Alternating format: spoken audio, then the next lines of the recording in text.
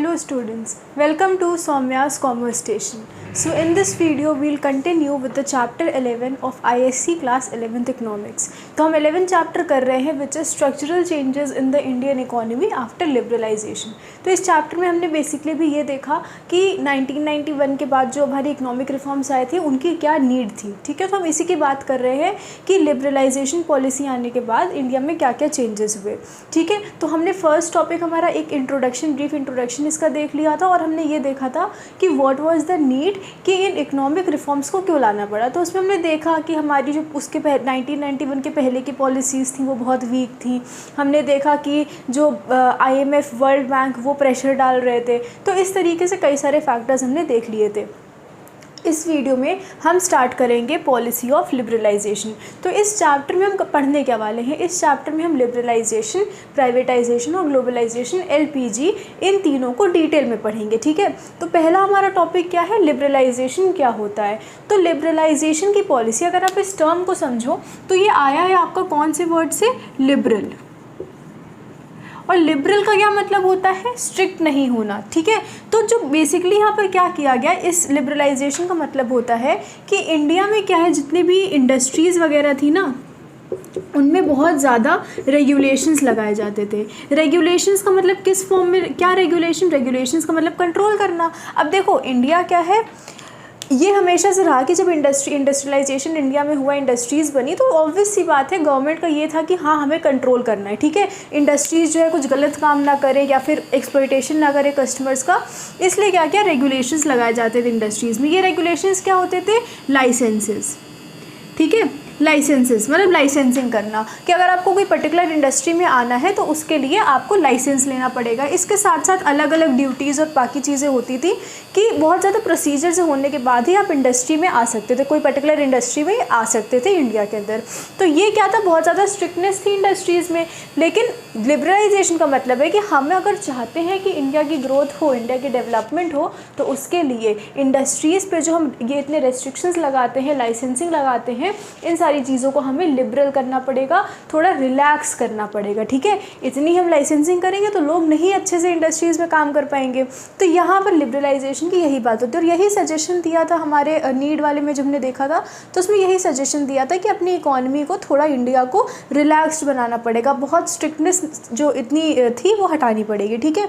तो ये बेसिकली बात करते हैं। लेकिन देखो अब इसका मतलब ये है कि जो रेगुलेशन है इनको हमें मिनिमाइज़ करना है, कम करना है, ठीक है। ऐसा नहीं कि पूरी तरीके से रेगुलेशन हटा दो। अगर पूरी तरीके से रेगुलेशंस हटा देंगे, रेगुलेशन करता कौन है, गवर्नमेंट करती है, ठीक है, जो हमारी गवर्नमेंट है। अगर गवर्नमेंट पूरा कंट्रोल हटा देगी तो इंडिया एक कैपिटलिस्ट इकॉनमी बन जाएगी, क्योंकि कैपिटलिस्ट इकॉनमी में क्या होता है कि बिल्कुल भी गवर्नमेंट का कंट्रोल नहीं होता है, प्राइवेट एंटरप्रेन्योर्स अपना काम करते हैं।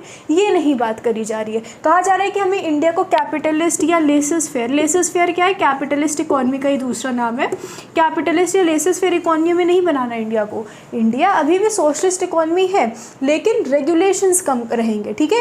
अनरेगुलेटेड नहीं करना है हमें कि प्रॉपर कोई भी रेगुलेशन आ रही है, क्योंकि फिर तो लोगों का एक्सप्लॉयटेशन स्टार्ट हो जाएगा जो कैपिटलिज्म में होता है, ठीक है। तो वही यहाँ पर बात हो रही है। तो इसमें बेसिकली यही बताएगा कि जो डिफरेंट सेक्टर्स इकॉनमी के उनको हमें फ्री करना है अलग अलग टाइप के लाइसेंस, कंट्रोल और इन सारी चीज़ों से, ठीक है। ये बात इसमें बताई गई है। अब अगर हम स्टार्ट करें तो सबसे पहले हमें देखना पड़ेगा लिबरलाइजेशन की डेफिनेशन। लिबरलाइजेशन की डेफिनेशन क्या कहती है आपकी, ये कहती है कि economic liberalisation is the policy of deregulation of different segments of the economy. क्या मेन चीज़ यहाँ बताई जा रही है, deregulation of different segments of economy. मतलब कि इंडिया की इकोनॉमी के जो अलग अलग सेगमेंट हैं उनका डीरेगुलेशन करना, अनरेगुलेशन नहीं हो रहा है यहाँ पर बात, ठीक है। ये नहीं कह रही कि पूरी तरीके से रेगुलेशन हटा ही दो, ठीक है। डीरेगुलेशन करना है यहाँ पर यहाँ पर डीरेगुलेशन का मतलब ये है कि रेगुलेशंस हमें कम करनी है, पूरी तरीके से नहीं हटानी। वो आप अभी आगे देखोगे कि क्यों पूरी तरीके से नहीं हटाई गई। तो कम रेगुलेशन करना है of different segments of the economy, ये होता है लिबरलाइजेशन का मतलब, ठीक है। तो व्हाट इज लिबरलाइजेशन, लिबरलाइजेशन एक ऐसी पॉलिसी है which consist of deregulating different segments of the economy, ठीक है। तो लिबरलाइजेशन आपको क्लियर हो गया। अब हम आएंगे लिबरलाइजेशन के फीचर्स पर। ठीक है। तो अब देखेंगे कि लिबरलाइजेशन के क्या फ़ीचर्स होते हैं, और इंडिया में भी वही उन फीचर्स को इसी उसमें कॉन्सेप्ट में पढ़ेंगे कि इंडिया में कैसी ये सारी चीज़ें लगी। ठीक है, तो हम बात करते हैं फ़ीचर्स की। फीचर्स बोल दो या कैरेक्टरिस्टिक्स बोल दो, कि मतलब बेसिकली हमने ये तो समझ के कि रेगुलेशन हमें कम करना है, पर कैसे कम करना है, क्या करना है, वो हम फीचर्स में देखेंगे। फर्स्ट फीचर आपका है डी लाइसेंसिंग। डी लाइसेंसिंग, देखो ये आपको टर्म से ही समझ आ जाएगा, लाइसेंस को डी लाइसेंसिंग। अब देखो ये तो एकदम प्रॉपर आपकी इंग्लिश की क्लास हो जाएगी। डी लाइसेंसिंग मतलब कि जो लाइसेंस कर रहे हो उसको ख़त्म कर देना है। ठीक है, लाइसेंसेस जो लग रहे हैं उनको हमें ख़त्म करना है, ये फर्स्ट पॉलिसी है। तो डी लाइसेंसिंग यही कहती है, इसका मतलब होता है कि इंडस्ट्रीज़ में जो क्या कहते हैं कि बहुत ज़्यादा लाइसेंसेस थे और उनको क्या करना पड़ता था इंडस्ट्री को चलने के लिए। पहली चीज़ तो अगर कोई इंडस्ट्री में हमें अपना बिज़नेस स्टार्ट करना है उसके लिए हमको लाइसेंस की ज़रूरत पड़ती थी। और कुछ स्पेसिफिक इंडस्ट्रीज़ तो ऐसी थी जहाँ पर और ये लाइसेंसेस मतलब जो मिलना होता था, लाइसेंस मिलना बहुत डिफ़िकल्ट हो जाता था, लाइसेंस आसानी से नहीं मिलता है। होता क्या था, सबसे पहले अगर आपको इंडस्ट्री में एंटर करना है या इंडस्ट्री कोई आपको लानी है जिसमें आप बिज़नेस करना चाहते हो, उसमें सबसे पहले आपको लाइसेंस लेना पड़ेगा। जब लाइसेंस लेने की बात आती है तो यहाँ पर कई सारी प्रॉब्लम्स आ जाती हैं। पहली चीज़, आसानी से मिलता नहीं है। ठीक है, क्योंकि आपको बहुत ज़्यादा डॉक्यूमेंट्स देने पड़ेंगे, बहुत ज़्यादा प्रोसेस में से जाना पड़ेगा, तब जाके लाइसेंस मिलेगा। दूसरी चीज़ है, लाइसेंस बहुत आपको महंगे पड़ जाते हैं। क्यों महंगे पड़ जाते हैं? देखो ये होने लगा था ना करप्शन। क्या होने लगा था? करप्शन। ठीक है, लाइसेंस लेना है। अब होता है कि करप्शन से क्या होता है कि ऐसा हो जाता है कि जो सही में सही इंडस्ट्री थी उसको हो सकता है लाइसेंस ना मिले, पर जो करप्ट लोग थे जिनके पास पैसा था वो पैसे खिलाकर लाइसेंस ले लेते थे और अपना बिजनेस स्टार्ट कर देते थे। तो इससे क्या हो रहा था, ये हमारे इकॉनमी के लिए सही नहीं था। तो लाइसेंस लगाने से यहाँ करप्शन ज़्यादा बढ़ रहा था, तो करप्शन हो रहा था, महंगे लाइसेंस पड़ते थे, ये दिक्कतें थी। तो इसमें बोला गया कि लाइसेंस आपको हटाना पड़ेगा अगर आप चाहते हो कि इंडिया की इकॉनमी अच्छे से फंक्शन करे। तो वही यहाँ पर बात हो रही है कि डीले होता था, करप्शन होता था, और क्या कहते हैं अननेसेसरी गवर्नमेंट इंटरफेरेंस रहता ही था। देखो बेसिकली ना उस टाइम की बात हो रही जब ज़्यादातर पब्लिक सेक्टर इंटरप्राइजेज ही थी। पब्लिक सेक्टर इंटरप्राइजेज का मतलब होता है कि जो गवर्नमेंट ओन्ड होती हैं। ठीक है, तो अब लाइसेंसिंग का काम है गवर्नमेंट ही करेगी, तो उसमें गवर्नमेंट भी अपना कुछ रेस्ट्रिक्शन लगा देती थी। गवर्नमेंट की वजह से बहुत ज़्यादा डीले हो जाता था, कोई मिनिस्टर से कनेक्शन है तो उसमें दिक्कत, तो ये सारी प्रॉब्लम्स होने लगती थी। आपको पता ही आज भी देखो तो अगर आप किसी गवर्नमेंट सेक्टर या गवर्नमेंट ऑर्गेनाइजेशन से रिलेटेड काम करोगे तो वहाँ पर डीले होता है। डीले क्यों होता है? सब अपना काम टालते चले जाते हैं। वही होता था, लाइसेंसिंग का काम ही गवर्नमेंट के अंडर हो रहा था, तो उसमें ये सारी जो चीज़ें आपको आज दिख रही हैं गवर्नमेंट ऑफिस में, वो उसमें लगभग हर लाइसेंसिंग के काम में होती थी जब आपको इंडस्ट्री में लाइसेंसिंग करवानी होती थी। ठीक है, और लाइसेंस जब तक नहीं मिलेगा आप फंक्शन नहीं कर सकते हो। ठीक है, ये बात होती थी। तो वही इसमें बताया गया कि लिबरलाइजेशन में बोला गया कि ये जो लाइसेंसिंग हम कर रहे हैं इसको अबॉलिश कर देना चाहिए। ठीक है, इसको ख़त्म कर देना चाहिए, लेकिन पूरी तरीके से, देखो फिर से वही बात आती है, पूरी तरीके से तुम ख़त्म कर नहीं देंगे, क्योंकि हम क्या कर रहे हैं, लिबरलाइजेशन की बात करें जहाँ पर हमें मिनिमाइज़ करना है रेगुलेशन को। तो इसमें क्या हुआ, जैसे कि आपकी इंडस्ट्री है, ठीक है, ये आपकी पूरी इंडस्ट्रीज़ हैं, इंडस्ट्रियल इकॉनमी इंडिया की है। इसमें क्या है, फॉर एग्जांपल कई सारे डिफरेंट टाइप की इंडस्ट्रीज़ होती हैं, है ना, अलग अलग टाइप की इंडस्ट्रीज़ होती हैं। तो 5 इंडस्ट्रीज़ को छोड़ के इतने पोर्शन को छोड़ करके बाकी सबसे लाइसेंस हटा दिया गया था। अगर इंडस्ट्रीज़ की बात की जाए तो जो हमारा इंडिया का इंडस्ट्री पूरा सेक्टर है उसमें 5 इंडस्ट्रीज़ को छोड़ करके बाकी सारी इंडस्ट्रीज़ से लाइसेंसिंग हटा दी गई थी। मतलब उनको लाइसेंस की कोई ज़रूरत नहीं है। उस इंडस्ट्री में कोई फंक्शन करना चाहता है तो उसको लाइसेंस लेने की कोई ज़रूरत नहीं है। ये कौन सी 5 इंडस्ट्रीज़ थी जिसमें लाइसेंस ज़रूरी है, वो 5 इंडस्ट्रीज़ के नाम याद करना आपको, ये आपको एग्ज़ाम में आएगा। ठीक है, तो वो कौन सी इंडस्ट्रीज़ थी? पहली आपकी alcohol, cigarettes, hazards chemicals,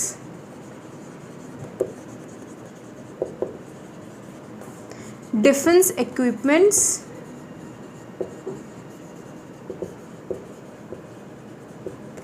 and industrial explosives. ये आपकी 5 इंडस्ट्रीज़ हैं जहाँ पर लाइसेंसिंग अभी भी ज़रूरी है। लाइसेंस लिए बिना आप ये वाले काम नहीं कर सकते हो इंडिया में।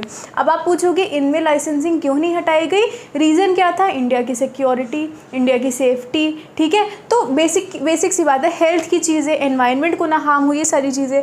अल्कोहल ऐसी चीज़ है जो सेफ्टी से रिलेटेड है, हेल्थ से रिलेटेड है। सिगरेट्स हेल्थ से रिलेटेड है। हैजार्डस केमिकल्स हेल्थ से रिलेटेड है। डिफेंस इक्विपमेंट हमारी सिक्योरिटी से रिलेटेड है। इंडस्ट्रियल एक्सप्लोजिव्स भी जो बन रहे हैं वो ओवरऑल कम्युनिटी, सोसाइटी, कंट्री की सेफ्टी सिक्योरिटी से रिलेटेड है। तो ये ऐसे काम है कि यहाँ अगर आप बिना लाइसेंस के लोगों को घुसने दोगे तो फिर वो इस चीज़ का गलत यूज़ करेंगे। अल्कोहल और ये जितने भी आपकी चीज़ें दिख रही हैं इनमें लाइसेंसिंग की ज़रूरत होती है। तो अगर पूछा जाए जो डी लाइसेंसिंग इंडिया में हुई थी तो उसका बेसिक उसमें हुआ क्या था, यही आप बताओगे कि डी लाइसेंसिंग का मतलब है कि लाइसेंसेस हमको अबॉलिश करने हैं क्योंकि हम इंडिया की इकॉनमी को लिबरल करना चाहते हैं। क्योंकि और क्यों हमें लाइसेंसिंग क्यों हटानी पड़ी, इसलिए हटानी पड़ी क्योंकि जो लाइसेंस लेने का काम होता था उस पर बहुत ज़्यादा प्रॉब्लम्स आने लगी थी। डिलेज होते थे, लेट होने लगता था काम, करप्शन हो रहा था, गवर्नमेंट का इंटरफेरेंस बहुत ज़्यादा बढ़ गया था, तो उसमें लोगों को लाइसेंस मिलता नहीं था और एंटरप्रेन्योरशिप की स्पिरिट इंडिया में नहीं बढ़ रही थी। और दूसरी चीज़, उसके बाद हम लाइसेंसिंग हटाने के लिए जब बात की गई तो उसमें भी हमने 5 इंडस्ट्रियल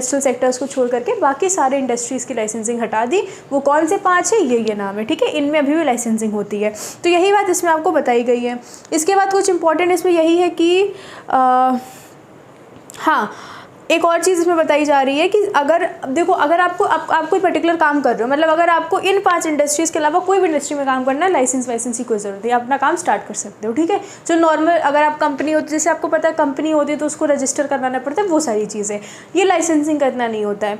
दूसरी चीज़ इसमें बताई जा रही है कि अगर आपको अपना बिजनेस चेंज करना है, पहले आप कोई एक बिज़नेस कर रहे थे, फिर आपको चेंज करके दूसरा बिज़नेस करना है, तो उसमें भी आपको कुछ ज़्यादा लाइसेंसिंग वगैरह की ज़रूरत नहीं है। ऑटोमेटिकली आप एक बिज़नेस बंद करके दूसरा बिज़नेस स्टार्ट कर सकते हो, कोई इशू नहीं है, कंसिडरिंग द फैक्ट कि वो बिजनेस इन 5 कैटेगरीज में नहीं होना चाहिए। अब आप पहले ग्रोसरी स्टोर चलाते थे, अब आपको अल्कोहल की शॉप खोलनी है तो आपको लाइसेंसिंग की ज़रूरत पड़ेगी। लेकिन अगर पहले आप ग्रोसरी स्टोर चलाते थे, ग्रोसरी स्टोर से आपको आप क्लोथिंग स्टोर खोलना है, लाइसेंसिंग की ज़रूरत नहीं है, ठीक है।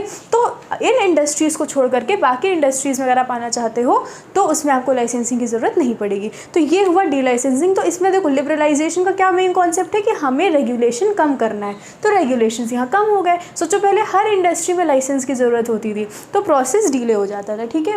तो ये आपका फर्स्ट फीचर है D licensing. So I hope D licensing आपको क्लियर हो गई होगी। अब आता है हमारा सेकेंड फीचर।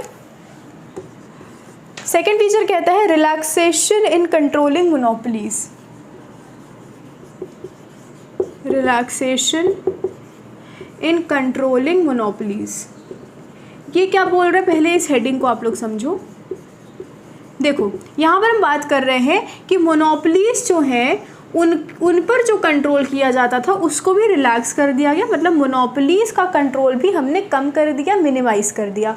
मोनोपोलीज क्या होती हैं, मोनोपोली आप अभी एक चैप्टर पढ़ोगे 12th में, I guess, types of markets का, कि कितने टाइप की मार्केट होती है, उसमें आप पढ़ोगे एक मोनोपोलिस्टिक मार्केट। तो जो मोनोपोली बेसिकली, तो मोनोपोली वो होती है जहाँ पर देयर इज़ वन सेलर, मतलब ऐसे सामान, ऐसे गुड्स या सर्विसेज जिसको बेचने वाला केवल एक है।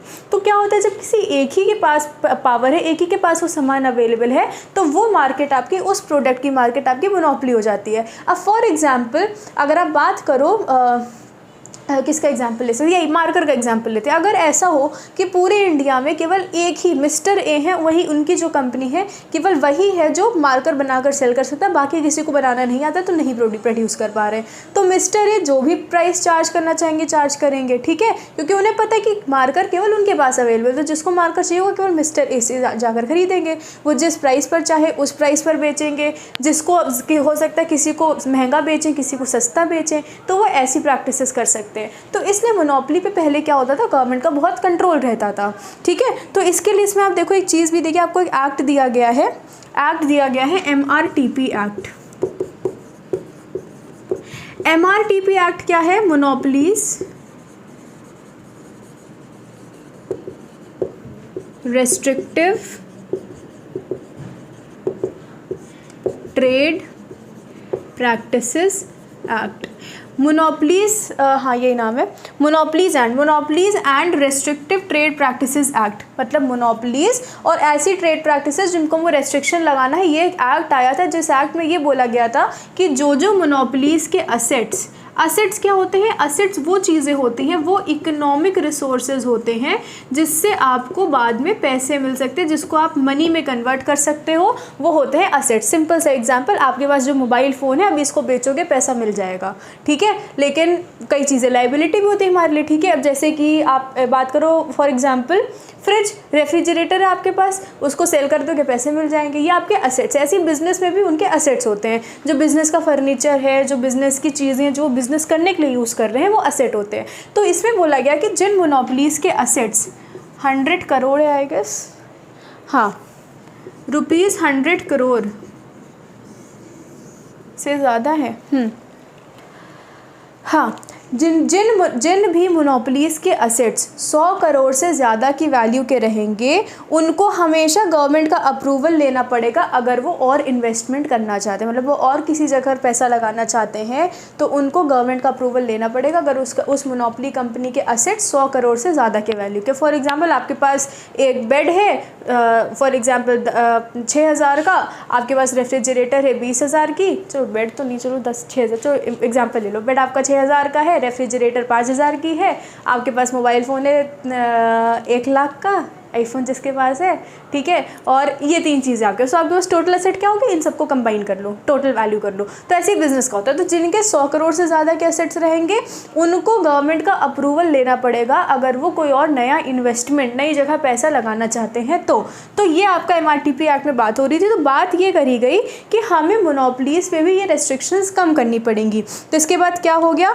कि monopoly houses are no longer required to seek prior government approval for expansion and establishment of new industries. तो यही बोला गया कि अब मोनोपोली हाउसेस को लिबरलाइजेशन के बाद क्या हुआ कि उनको अगर नया इन्वेस्टमेंट लेना है तो उन्हें गवर्नमेंट के अप्रूवल की कोई ज़रूरत नहीं है।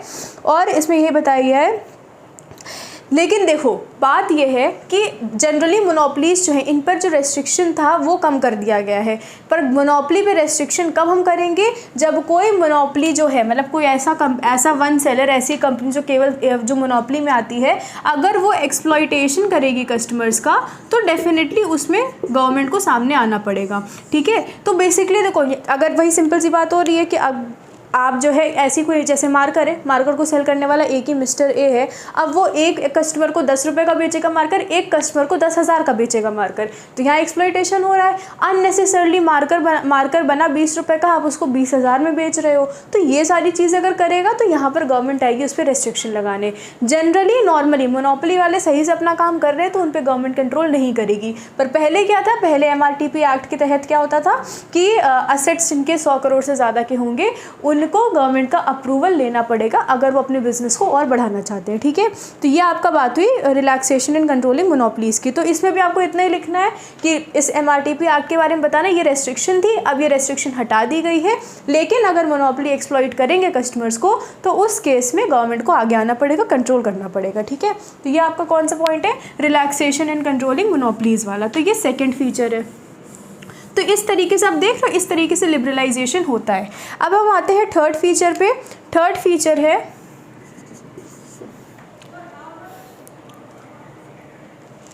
इंडस्ट्रियल लोकेशन पॉलिसी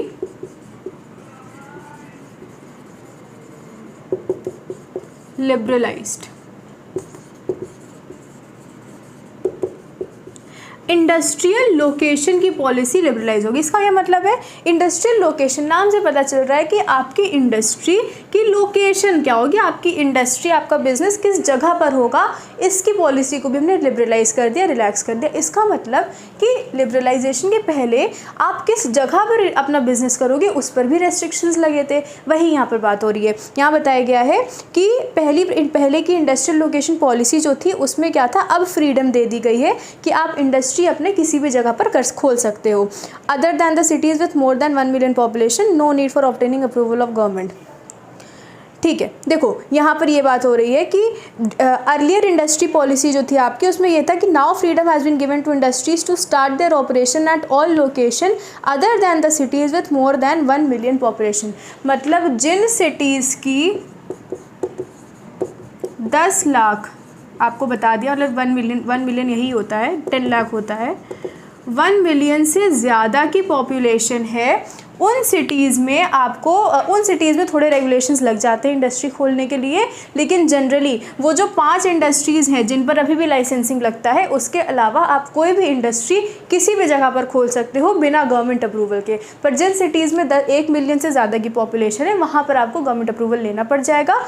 बाकी जो 5 इंडस्ट्रीज़ हैं, जो 5 इंडस्ट्रीज़ हमने बात करी अल्कोहल, सिगरेट के वाली, इनको तो कहीं पर भी खोलना होगा आपको गवर्नमेंट का अप्रूवल लेना पड़ेगा, ठीक है। उसमें हर चीज़ें आ जाएंगी कि लाइसेंसिंग वाली कहाँ खोल रहे हो, वो सारी डिटेल आपको देना पड़ता है, ठीक है। तो इन 5 इंडस्ट्रीज़ को छोड़ करके बाकी इंडस्ट्रियल लोकेशन की पॉलिसी को हमने लिबरलाइज़ कर दिया है, ठीक है। अब हम आते हैं 4th पर, which is removal of restrictions on mergers. 4th feature है removal of restriction on mergers. मतलब कि यहाँ पर कह रहे हैं कि जो हम मर्जर्स पर रेस्ट्रिक्शन लगाते थे उसको भी हमें रिमूव करना होता है। ये भी एक फीचर है लिबरलाइजेशन का। मर्जर्स क्या होता है? मर्जर का मतलब क्या होता है? मर्जर आपका आया है मर्ज वर्ड से। मर्ज का मतलब होता है कंबाइन करना, मिला देना। तो होता क्या था कि मर्जर के साथ आप एक और वर्ड देखोगे, टेक ओवर।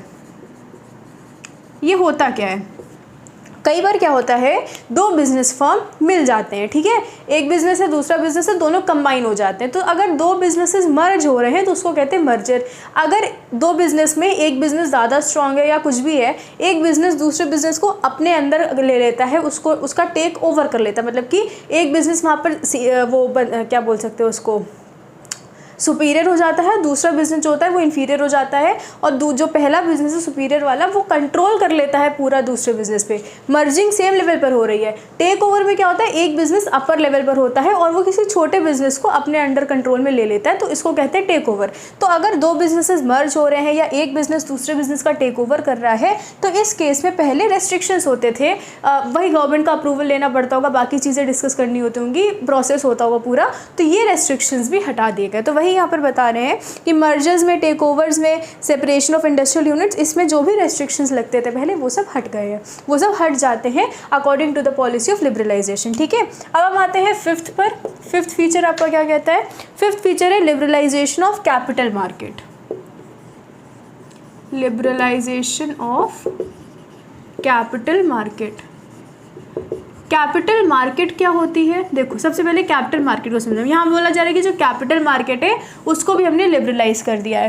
कैपिटल मार्केट क्या है? मार्केट का क्या मतलब होता है? आप सबने मार्केट की डेफिनेशन देख ली है। ऐसी कोई भी जगह जहाँ पर बायर्स और सेलर्स इंटरैक्ट कर रहे हों, चाहे फेस टू फेस हो, चाहे किसी मीडियम के थ्रू हो, बायर्स और सेलर्स का इंटरेक्शन हो रहा हो, एक डील स्ट्राइक हो रही हो और गुड्स की सेलिंग एंड बाइंग हो रही हो, तो ये आपकी मार्केट बन जाती है, ठीक है। कैपिटल मार्केट का मतलब होता है जहाँ पर कैपिटल की बाइंग एंड सेलिंग हो रही है, ठीक है। कैपिटल क्या होता है? कैपिटल आपका वर्ड आया है बिजनेस से रिलेटेड, या आपका बिजनेस से रिलेटेड वर्ड है। और कैपिटल का मतलब वो वाला कैपिटल नहीं, दिल्ली वाला जो कैपिटल है वो नहीं। कैपिटल का मतलब होता है कि जो पैसा बिजनेस को स्टार्ट करते टाइम ओनर लगाता है बिजनेस का, उस पैसे को कैपिटल कहते हैं। फॉर एग्जांपल मिस्टर ए है, वो एक बिज़नेस स्टार्ट करना चाहते हैं, तो हमेशा बिज़नेस शुरू करने के लिए जो मालिक है वो जो पैसा लगाता है उसको कहते हैं कैपिटल। अगर 10 लाख रुपए उन्होंने लगाए बिज़नेस की चीज़ें करने में, तो वो 10 लाख का कैपिटल है। उसके अलावा अगर वो जाकर किसी से लोन लेंगे, फॉर एग्जाम्पल वो मिस्टर बी के पास के, उनसे 20,000 का लोन लेकर आए, तो क्या 20,000 कैपिटल होगा? नहीं होगा। कैपिटल केवल वो पैसा होता है जो ओनर खुद के तरफ से लगाता है बिजनेस के लिए, ठीक है। तो जो ये कैपिटल होता है आपका, कैपिटल मार्केट में ये सारी चीज़ें आती हैं। बेसिकली जनरल वर्ड कैपिटल का यही है, मीनिंग यही है, जो पैसा ओनर लगाता है बिजनेस स्टार्ट करते टाइम, या बीच में भी अगर ओनर पैसा लगा रहा है तो वो कैपिटल है। कैपिटल मार्केट में हम ये सारी चीज़ों से डील करते हैं। ओनर जो पैसा लगाता है, जनरली होता क्या है कि आपकी जो कंपनीज होती हैं, पब्लिक होती हैं, प्राइवेट होती हैं। पब्लिक कंपनीज क्या करती हैं? जो पब्लिक होती है उससे पैसा लेती है। पब्लिक से पैसा कैसे लिया जाता है? शेयर्स के तरीके से। शेयर्स, अगर आपको शेयर्स नहीं पता है तो कोई ज़रूरत नहीं इतना जानने की, शेयर्स के अलग से वीडियो है मेरे चैनल पे, अगर आपको जानना है तो जॉइंट स्टॉक कंपनी की एक वीडियो है क्लास 9th की, उसको देख लीजिए, उसमें शेयर्स का पूरा कॉन्सेप्ट बताया गया है। तो शेयर से रिलेटेड अगर चीज़ है, या फिर डिबेंचर्स होते हैं, शेयर्स और डिबेंचर्स में बहुत डिफरेंस होता है, ये सारी चीज़ें आपको जाननी नहीं है। ये सारी चीज़ें शेयर मार्केट में या कैपिटल मार्केट आपकी शेयर मार्केट है, इसमें आपकी इन्वॉल्व होती हैं, ठीक है। तो बात यहाँ पर हो रही है कि जो कैपिटल मार्केट है इसमें भी लिबरलाइजेशन कर दिया गया है। कैपिटल मार्केट में पहले क्या रिस्ट्रिक्शंस होते थे? पहले यही होता था कि अब देखो, अब कोई भी कंपनी चाहे तो सीधे अब कैपिटल मार्केट अपने शेयर्स इशू कर दे और वो अपना बिजनेस जो है कर सकती, पैसा ले सकती है मार्केट से, ठीक है। पहले इसमें रिस्ट्रिक्शंस होते थे। तो अब आप बोलोगे कि ऐसे तो फिर कोई भी कंपनी किसी भी टाइप की होगी आ जाएगी शेयर मार्केट में। अब फ्रॉड कंपनीज वो भी जो है पैसा लेने के लिए मार्केट में घुस आएंगी और फिर लोग उनके शेयर्स खरीदेंगे और लोगों के साथ फ्रॉड होगा। पर ऐसा नहीं है। इसके लिए क्या है, एक ऑर्गेनाइजेशन सेबी बनाई गई है। ये गवर्नमेंट ऑर्गेनाइजेशन सेबी है और ये ऑर्गेनाइजेशन रेगुलेट करती है कैपिटल मार्केट को। देखो यहाँ पर भी आपने देखा पूरे तरीके से रेगुलेशन नहीं हटाया गया है और इसका सॉलिड रीज़न है, पूरे तरीके से रेगुलेशन हटा देंगे तो फिर अनफेयर प्रैक्टिसेस होने लगेंगी, इलीगल काम होने लगेंगे। तो सेबी, इसका फुल फॉर्म है आपका securities and exchange board of India. तो जो सेबी है ये आपकी एक रेगुलेटरी अथॉरिटी है जो कैपिटल मार्केट को पूरी तरीके से रेगुलेट करती, कंट्रोल करती है। तो ये आपने क्या देखा कि लिबरलाइजेशन के बाद कैपिटल मार्केट के रेस्ट्रिक्शंस कम कर दी है बहुत ज़्यादा, लेकिन अभी भी रेगुलेशन के लिए एक ऑर्गेनाइजेशन सेबी बनाई गई है, ठीक है। इसके बाद आता है आपका sixth feature, which is sixth feature की तो जगह नहीं है, इसको हटा देते हैं।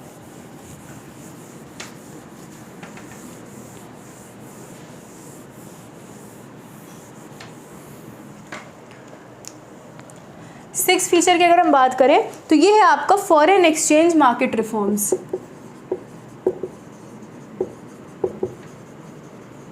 फॉरेन एक्सचेंज मार्केट रिफॉर्म्स, ये कौन से रिफॉर्म्स की बात हो रही है? मतलब कि जो फॉरेन एक्सचेंज है, फॉरेन एक्सचेंज की मार्केट में जो रिफॉर्म्स आए हैं वो भी लिबरलाइजेशन से हुए हैं। देखो फॉरेन एक्सचेंज होता क्या? फॉरेन एक्सचेंज अपने में एक कॉन्सेप्ट है, सिंपल सी बात देख लो, इंडिया का नहीं $1 is equal to 80 rupees of India. अभी करंट का तो मेरे को प्राइस नहीं पता, पर लास्ट 80 जब पता चला था तो $1 इंडिया का 80 रुपये के बराबर है। एक्सचेंज रेट ऐसे होते हैं। फॉरेन एक्सचेंज मार्केट में यहाँ पर क्या बात करी जा रही है? यहाँ बोला जा रहा है कि फॉरेन एक्सचेंज मार्केट में flexible exchange rate has been introduced under which exchange rate is determined by the market forces. ये है आपका एक्सचेंज रेट कि $1 के बदले 80 रुपये आपको इंडियन करेंसी का देना पड़ेगा, ठीक है। 80 रुपीज़ इंडियन करेंसी आपको देनी पड़ेगी अगर आप $1 आपको एक्सचेंज करना है।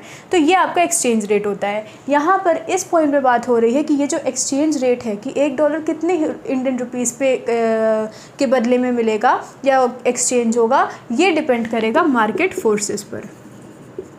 मार्केट फोर्सेस पर तभी हम लोग कहते हैं ना कि प्राइस बढ़ गया, कम हो गया, कैसे? मार्केट के फोर्सेस के हिसाब से। जैसे हमने डिमांड सप्लाई के फोर्सेस पढ़े थे, वैसे ही जो मार्केट फोर्सेस है उनसे ही ये रेट डिसाइड होगा कि कितनी इंडियन करेंसी लगेगी। इसके बाद आपकी बात आ रही है आरबीआई की, रिजर्व बैंक ऑफ इंडिया की। तो रिजर्व बैंक ऑफ इंडिया का भी ये एक्सचेंज रेट डिटरमाइन करने का रोल बहुत कम हो गया। इनको बस ये देखना है कि बहुत ज़्यादा फ्लक्चुएशंस ना हो जाएँ, है ना। अब बहुत ज़्यादा फ्लक्चुएशंस होने लगेंगे तो वहाँ पर आरबीआई बीच में आएगा और वहाँ पर वो ट्राई करेगा किस तरीके से हमें फ्लक्चुएशंस बहुत ज़्यादा ना हो, ठीक है।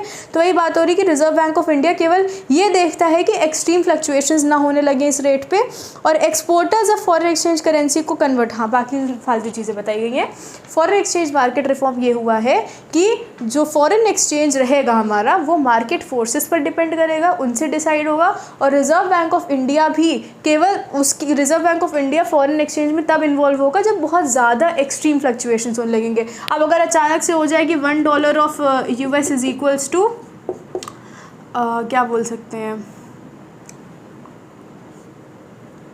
1000 इंडियन करेंसी, 1000 इंडियन रुपये दो, इंडियन करेंसी के दो, तब आपको $1 मिलेगा। तो ये सब एक्सट्रीम फ्लक्चुएशंस, यहाँ पर रिजर्व बैंक ऑफ इंडिया को आना पड़ेगा कुछ देखने के भाई किस तरीके से इसको सुधार कर सकते हैं। तो पूरा आपका बैंकिंग और उसकी बात हो जाएगी। तो यहाँ पर आपने देखा फॉरेन एक्सचेंज मार्केट रिफॉर्म क्या क्या हुए, ठीक है। 2 ही पॉइंट है इसमें इंपॉर्टेंट, ठीक है। 7th पॉइंट देखो, 7th पॉइंट है फॉरेन ट्रेड रिफॉर्म्स। देखो फॉरेन एक्सचेंज और फॉरेन ट्रेड में कंफ्यूज मत होना, बहुत ही डायरेक्ट मीनिंग इन सब की आती है। फॉरेन एक्सचेंज मार्केट वो मार्केट है जहाँ हम ये फॉरेन एक्सचेंज से रिलेटेड बात कर रहे हैं कि एक करेंसी दूसरे करेंसी में कितने पे एक्सचेंज होगी। और फॉरेन ट्रेड रिफॉर्म का मतलब यहाँ फॉरेन ट्रेड की बात कर रहे हैं, मतलब कि इम्पोर्ट और एक्सपोर्ट की बात कर रहे हैं। इंपोर्ट की और एक्सपोर्ट की बात करें, इंपोर्ट का मतलब क्या होता है, जब हम दूसरी कंट्री से सामान अपनी कंट्री में मंगाते हैं, और एक्सपोर्ट का मतलब होता है जब अपनी कंट्री से किसी दूसरी कंट्री को सेल करते हैं। तो अगर हम बाय कर रहे हैं दूसरी कंट्री से तो इंपोर्ट है, अगर हम सेल कर रहे हैं दूसरी किसी कंट्री को आउटसाइड इंडिया तो ये एक्सपोर्ट होता है। ठीक है, यहाँ पर बात ये हो रही है कि टैरिफ रेस्ट्रिक्शन, जब भी इंपोर्ट एक्सपोर्ट करते हैं तो यहाँ पर टैक्सेस वगैरह बहुत लगते थे, तो इन टैक्सेस वगैरह को कम कर दिया गया है, हटा भी दिया गया है। इसके साथ इंपोर्ट कोटाज होते थे, क्या होते थे, इंपोर्ट कोटा। इंपोर्ट कोटा का मतलब होता था कि इतनी ही क्वांटिटी का सामान आप इतनी ही क्वांटिटी में परचेज़ कर पाएंगे। जैसे एक बहुत ही लेमन्स भाषा का एग्जांपल है, अगर आप फॉर एग्जांपल अगर आप खरीद रहे हो किसी फॉरेन कंट्री से, फॉर एग्जांपल क्या बोल सकते, कोई मशीन, ठीक है, मशीन आप परचेज कर रहे हो, ठीक है, और तो उस मशीन में इंपोर्ट कोटा फॉर एग्जांपल लग गया कि आप मशीन जो है केवल 100 यूनिट्स ऑफ मशीन आप वो खरीद पाओगे, उससे ज़्यादा आप नहीं परचेज करोगे, तो फिक्स हो गया ना, इससे ज़्यादा परचेज नहीं करना। तो ये इंपोर्ट कोटाज होते थे। तो इंपोर्ट कोटाज की भी बात की जाए तो यही है कि import quotas have been abolished, और फ्रीडम दे दी गई है कि आप कैपिटल, मतलब कैपिटल और ये जो आपकी मशीन टेक्नोलॉजी है, इन सारी चीज़ों को भी परचेज कर सकते हो। तो फॉरेन ट्रेड रिफॉर्म्स आपके इंपोर्ट एक्सपोर्ट ट्रेड से रिलेटेड रिफॉर्म्स आए हैं, जिसमें टैरिफ रेस्ट्रिक्शंस मतलब टैक्सेस हटा दिए गए हैं, और इंपोर्ट कोटाज जो है इनको भी अबॉलिश कर दिया गया है। ठीक है, ये हो गया। अब आते हैं 8th पॉइंट पे, which is development of infrastructure.